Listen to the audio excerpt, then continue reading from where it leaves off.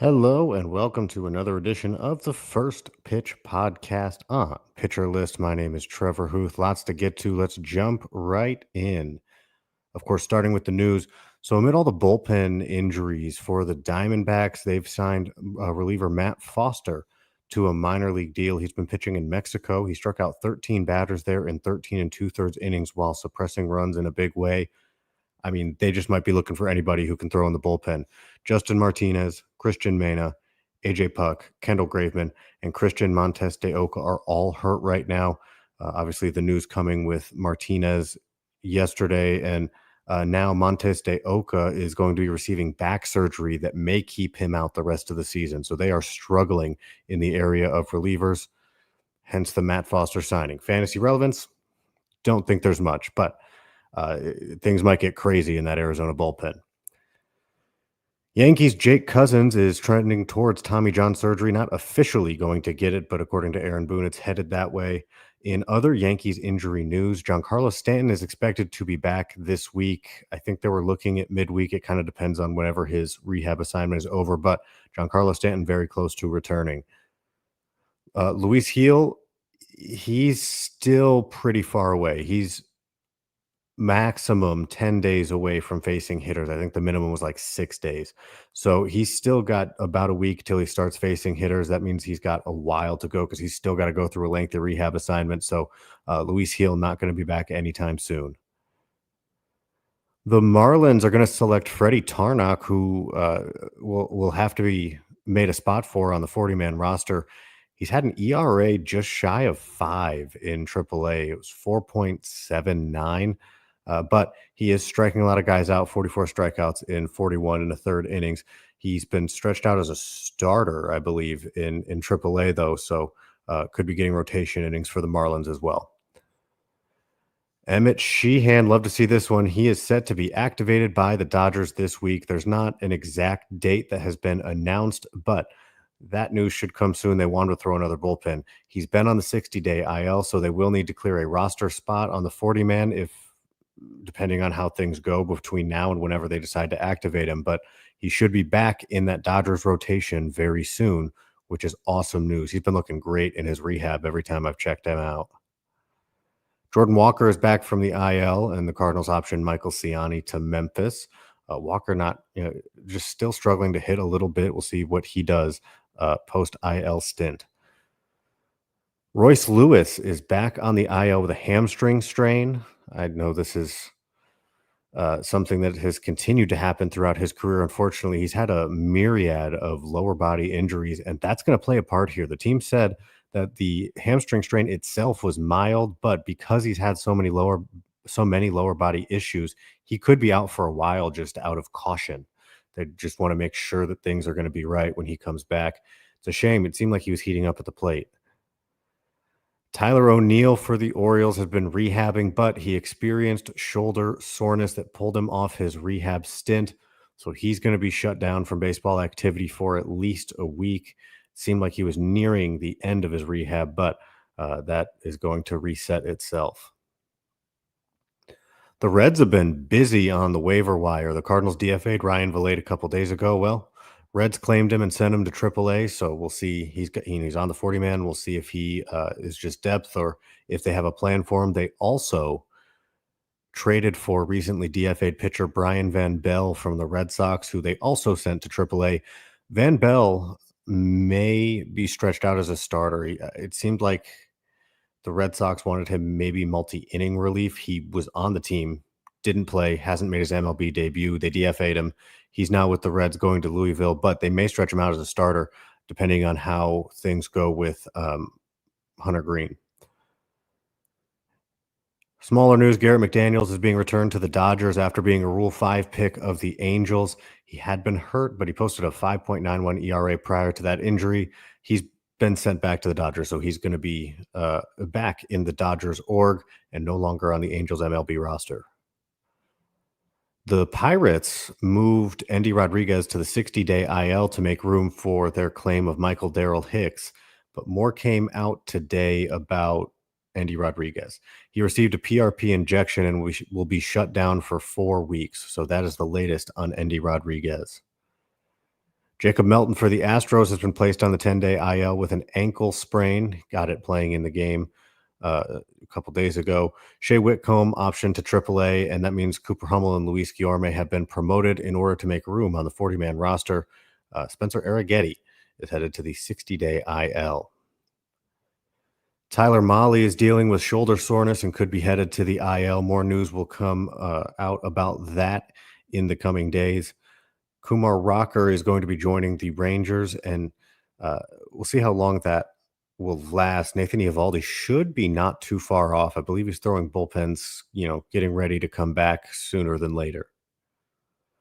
Mark Vientos started his rehab assignment for the Mets.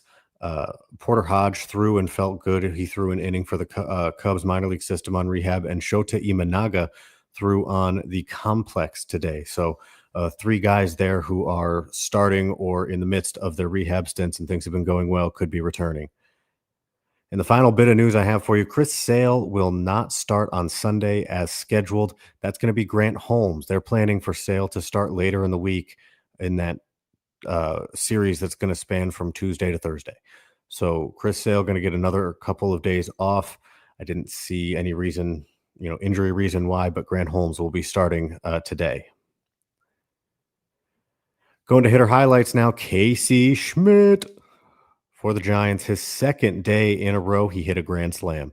2 days, 2 grand slams. Pretty good efficiency. That means in his last 2 games, he has 2 of his 3 home runs on the season. All 3 home runs on the season have come in the last 7 games. But he has 8 of his 14 RBIs on the season just in the last 2 games. Pretty good couple of games, if you ask me. Shohei Ohtani went deep twice for the Dodgers to pull within 1 of the MLB home run lead currently held by Aaron Judge and Cal Raleigh, tied at 26. Ohtani has 25. And Teoscar Hernandez hit a home run for the Dodgers as well for the 3rd straight game. J.P. Crawford for the Mariners got on base 5 times yesterday, going 3 for 3 with 2 walks. They were all singles, and he stole his 4th base of the year. He's hitting just shy of 300 on the season. Speaking of Aaron Judge, he went 0 for 4 with 3 strikeouts. He struck out 6 times in his 8 at-bats against the Red Sox this series. He's having a tough series. Gavin Sheets, there's that man again. 3 hits for the Padres, including a double and his 12th home run of the season. They say it's hard not to be romantic about baseball. How about this moment? Wilson Contreras homered for the Cardinals. They were playing the Brewers, where William Contreras also hit a home run. So brothers hitting home runs for opposite sides. I don't know how many times that's happened in history, but kind of a cool moment. Ronald Acuna Jr. hit his 7th home run in 75 at-bats since returning from the IL. 10 of his 29 hits are for extra bases. The man has been on an absolute tear. Yainer Diaz is on a 4-game hit streak for the Astros, where he's 7 for 17. He has 7 hits in his last 4 games, including 3 doubles and a home run after going deep in the game yesterday. He has been on an absolute tear, which is great to see him starting to heat up. Ronnie Mauricio hit his 2nd bomb of the year. He's just 9 games in, keep that in mind. But he's hitting 188 with 11 strikeouts and 32 at-bats. I believe he's got 6 hits on the year. 3 of them are for extra base. He's got 2 home runs and a double. Maikel Garcia had 2 hits, including a double. He's got 5 hits in the first 2 games of the series in the month of June. Maikel Garcia, who's just been phenomenal this year, is hitting .295 with 2 home runs and 5 steals with more walks than strikeouts. I think it's 4 walks, 3 strikeouts, but still more walks than strikeouts on the month. Josh Smith, who'd homered in back-to-back games leading into yesterday, did not hit a home run, but he created one in the aggregate by hitting 2 doubles. Dude is just on fire right now. Looking at the Angels lineup, Luis Rengifo went deep twice, and Mike Trout hit his 11th home run of the year. Rengifo's up to 3 home runs now after hitting 2 in that game. I didn't mention this in the news, but Gary Sanchez has returned from the IL as well, and he went deep in his first game back, went 1 for 4 with a home run. Again, good to see him. So make it 3 games in a row now for Elly De La Cruz, who's been a monster in June. He had another home run. That's 3 games in a row with a home run. He's been a monster in June. I mean, a monster, hitting .350 with 4 home runs, 3 steals, 9 walks, 9 strikeouts. So he's striking out as much as he's walking and just getting bat to ball and getting on base. A great month for so far. We're about halfway through for Ellie De La Cruz. Finally, Jesus Sanchez hit a double and a home run in the game against the Nats. I expect him to just start to explode soon. I did just trade him in my dynasty league, so I expect him to just be phenomenal the rest of the year because that's how things seem to go. Looking at some of the pitching from yesterday's games, the Dodgers really got to Landon Roop for 6 earned runs. He did not strike anybody out and walked 5, only lasting an inning and 2/3. On the other side of that, though, Clayton Kershaw, my gosh, 5 strikeouts in 7 shutout innings for the veteran lefty. Good to have him back, especially when he's doing stuff like that. George Kirby was in very interested to see how George Kirby did in his game. He struck out 5 in 5 innings and gave up 2 earned runs. So, I mean, obviously he wasn't going to strike out 13 again, but it was good to see him just posting another good outing. Hopefully this means he's getting back to being George Kirby. Hunter Dobbins shut down the Yankees, 6 shutout innings, 5 strikeouts, and he's had some really good starts for the Red Sox. Ryan Bergert struck out 8 over 5 innings, giving up 3 earned runs for the Padres.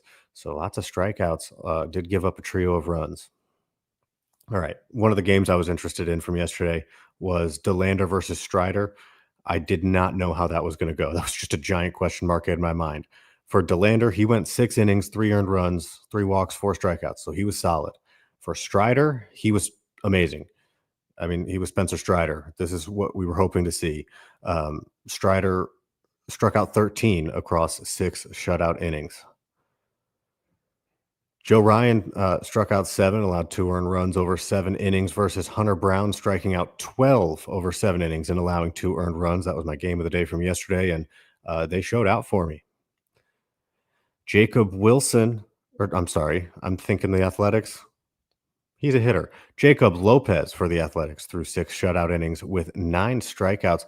This is the second time in the last 3 starts he's reached 9 strikeouts in his outings. However, the other time he did it, he allowed 5 earned runs. So this one was better. Look, I love to see that from Jacob Lopez, who's been a pretty good strikeout machine. Just, obviously some holes in the earned run category. Mike Vassell for the White Sox walked 4, struck out 4 in 4 shutout innings. Hope you like the number 4. On the other side of that, Jacob deGrom facing the White Sox struck out 6 over 6 innings and allowed 2 earned runs. And the last starter I'm going to talk about, Mike Burrows. He's been pitching really well over his last couple of games. I had mentioned that in yesterday's podcast. I also mentioned it was a tough draw against the Cubs. I don't think I would have trusted it, just to be honest. But as seems to happen, I was wrong. He was great. He came out of his tough draw unscathed, struck out 8 over 5 1/3 innings and allowed only a single run. So a great outing from Mike Burrows. With that, we're going to take a quick timeout. When we come back, I'm going to talk about some of the pitching coming up in today's games. Appreciate you joining me once again. My name is Trevor Hooth, and this is the First Pitch Podcast on Pitcher List. And welcome back to the First Pitch Podcast on Pitcher List. My name is Trevor Hooth. Always happy to have you with me. We've talked news. We've talked highlights. Now, let's talk about what's coming up today. A few of the pitchers that stuck out to me. Sawyer Gipson-Long, the first one. He's taken on the Reds. This is going to be his 3rd game back. His last time out, he struck out 5 over 4 2/3 innings against Baltimore. Obviously, Nick, a huge fan of Sawyer Gipson-Long. We'll see how he does against Cincinnati, who just put up 11 runs against the Tigers in yesterday's game. Austin Gomber is returning from the 60-day IL to pitch against Atlanta. He's going to square off against Grant Holmes. As previously mentioned, Holmes is going to take the start today, and Sale will start later in this week. Noah Cameron against the A's. This was an interesting one to me. Outside of the Yankees tagging him for 6 runs his last time out, Cameron's been really good this year. The Athletics have been pretty good against lefties, so maybe this is more of a trap game, but I just like his chances to have a great bounce back outing just over the fact that he had one blip in his 6 big league starts, and the rest of them, he has been great at suppressing runs, and seems like the strikeouts have been coming on lately. I like Noah Cameron against the Athletics. Aaron Savali is going to be making his White Sox debut against Kumar Rocker, who is freshly back from AAA. Should be fun. I have no analysis for you. It should be fun. I don't know. Interested to see what Savali looks like with the White Sox. He wanted to be in the rotation. He has a rotation spot. And of course, see how Kumar Rocker looks post his tune-up in AAA, let's call it. One starter that I do like for tomorrow is Emerson Hancock. He has been on pretty good roll lately. He's taking on Cleveland, and the Guardians are hitting just 236 against righties this year. So I think Emerson Hancock has room to have a pretty good start. On the other side of that, I'm kind of avoiding Luis L. Garcia uh, against Seattle's offense. I also am avoiding Kyle Harrison. He's on the mound against the Dodgers, and LA just mashes lefties, man. They're hitting 261 with a league leading 31 home runs, having seen the 10th most lefties of anyone this year. They just get to him, and they get to him with power. So Kyle Harrison is that's a tough play for me tomorrow in today's game. And finally, the game of the day, no doubt in my mind, as soon as I saw it, had to be Yuri Perez versus Mackenzie Gore. Yuri Perez is tall still. He recently back. Hopefully, he has his good stuff. And Mackenzie Gore, obviously, is Mackenzie Gore so far this year. You are going to have to tear me away from the screen from watching that one because my eyes are going to be glued on that pitching matchup. Super excited to see what happens. With that, make sure to check out pitcherlist.com so you can see the top 100 lists we have, pitchers, hitters, relievers, and of course, all the other great written content that comes from my colleagues at PitcherList working hard. And also make sure to sign up for PL Pro. Join the Discord. That way you can come and talk to us. We talk baseball all the time. I promise there is a channel for you if you are not a member of the Discord already. My name is Trevor Hooth. I appreciate you joining me on this podcast. I will see you next week as I hand things over to Jake Crumpler for the week versions of the First Pitch Podcast. But for the weekend, I'm out. This has been the First Pitch Podcast on Pitcher List.